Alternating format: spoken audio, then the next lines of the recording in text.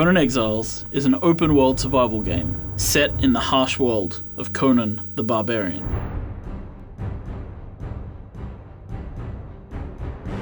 When we say dominate, we're really talking about the aspects of the game where players will fight against both NPCs, and they'll be of course fighting with other players and player-built cities in order to control the landscape.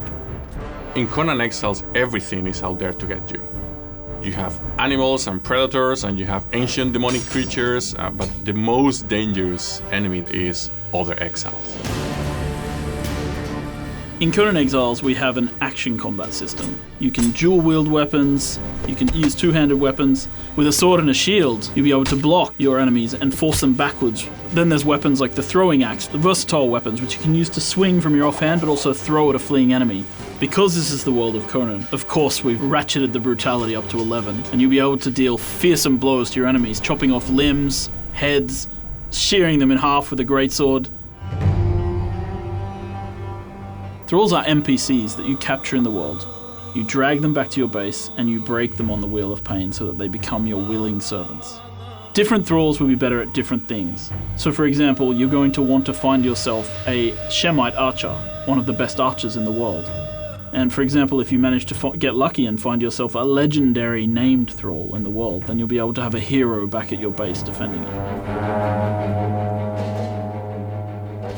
When you build a giant castle or a keep, people are going to see it in the landscape and they're going to want to take it from you.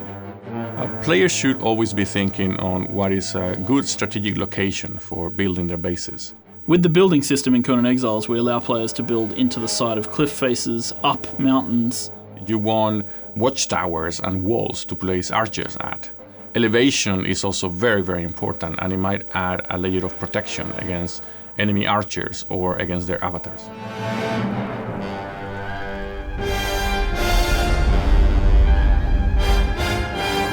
An avatar is the ultimate force of destruction in a PvP siege.